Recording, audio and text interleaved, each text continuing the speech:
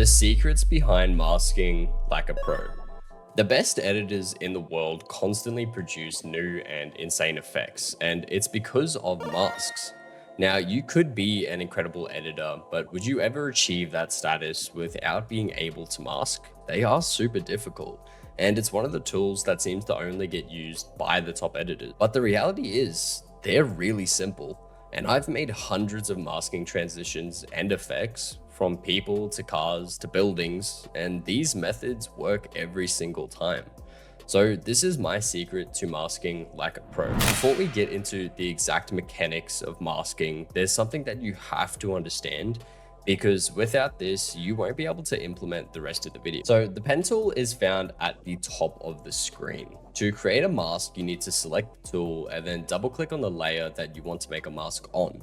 If you don't do this, you could potentially waste a lot of time trying to make a perfect mask that just ends up being a shape layer. Now, making a mask is incredibly simple. To make sure you get a clean mask on your image, you can use the scroll wheel to zoom in or out so that you can place your first point exactly where you need it.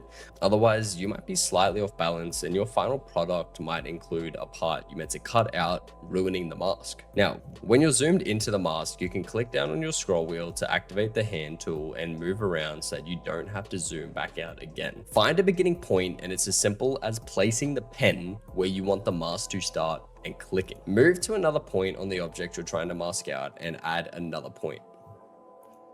Just do this again and again until you've surrounded whatever it is you're trying to mask out. And when you're ready to close the mask off, click back to your first point to connect all of your points together, creating the mask. Now, if you're masking something that has curves, while placing your point, you can click and hold while dragging to round the mask line. This way you don't have to add an absurd amount of points to match the curve or risk having things removed that you weren't meaning to cut. So your job when creating a mask is to get it as seamless as possible. And the way we achieve this is through something called refining the mask.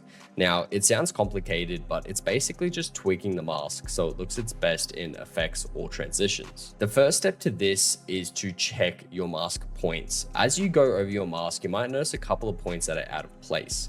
So using the selection tool, you can select these points and put them back into place so that they aren't adding or cutting anything out. This can also be used on the curve points to make sure that the curves of the mask suit the subject. This alone won't make a seamless mask. If you press M on your keyboard, you can open up the mask. Under this drop-down menu, there will be 4 settings, but we're only really interested in the feather, which softens the edges of the mask, making for a smoother blend, or the expansion, which grows or shrinks the mask without altering its shape. At first, these settings might seem super intimidating, but I've got a super simple guideline that produces the perfect mask every time. You want to start by adjusting the feather somewhere between 20 and 40. This will give your mask a nice small fade around the edges and then just adjust the expansion to see where the mask fits best for the feather. While looking at the mask alone, it doesn't make much difference, but adjusting these 2 effects means that when we add this mask to an effect or a transition, there won't be a harsh cut line around our mask. It will instead look like there's no mask there at all, making for a professional level mask. But this isn't the only way you can use a mask. In fact, no one on YouTube seems to talk about these 2 secret masking methods that can unlock thousands of more effects or transitions. The best masking effects require you to mask out the background, not the main subject. But do you really have to go into the pen tool and mask everything but your subject? No. Instead, you can do something called inverting the mask. After you've got your main subject masked out, you can flip what After Effects is masking out. So instead of showing your subject, it shows your background instead. If you click M on your layer, next to your mask will be a checkbox with the word inverted. Turn it on to invert the mask. This can be a massive time saver and lead to some insane background effects. And pro tip, if you mask your subject, then duplicate the layer and enable that invert, you will have made the original image, but your subject will now be separated from your background. The second secret masking method to level up your effects is combining more than one mask together. And this is probably one of the most confusing things in all of editing, but it can be easily understood with the correct demonstration.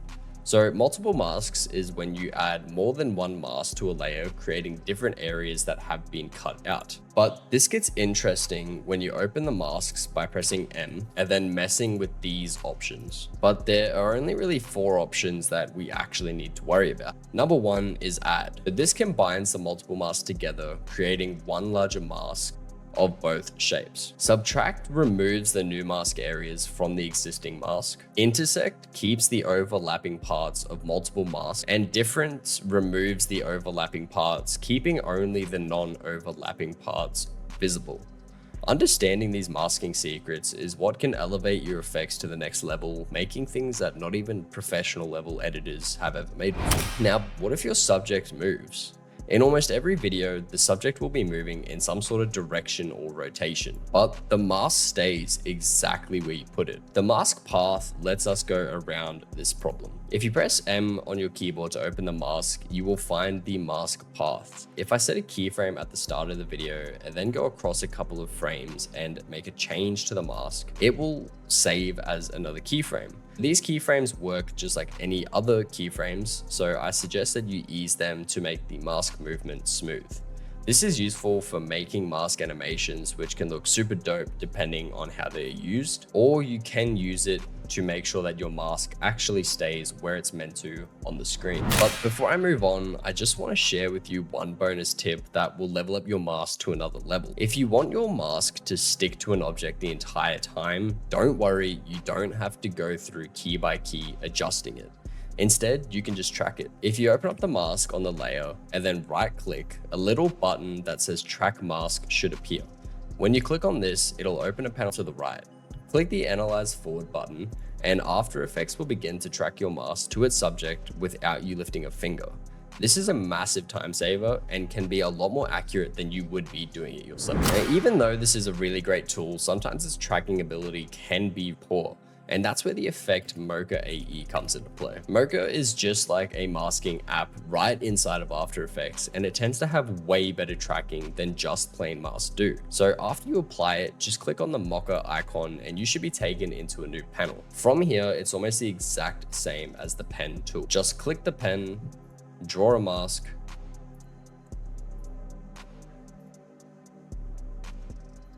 and then click the Analyze Forward button. Once it's tracked, download the tracking data by clicking this button. Close out of Mocha AE, and underneath the matte drop-down menu, you can click Create AE Masks. You can adjust the refinements to get it looking good. Now, I know it seems useless because it's the exact same as the pen tool, but sometimes the pen tool's tracking just won't cut it, and it'll happen more often than you think. So Mocha is definitely something worth checking out when it comes to masking like a pro. Even though mask tracking can be an absolute lifesaver, I want to introduce you to the king of all moving masks, roto brushing. This tool analyzes your video frame by frame based on what you selected and automatically makes a mask for each frame, meaning you can remove your subject from an entire video even if your subject changes shape or moves.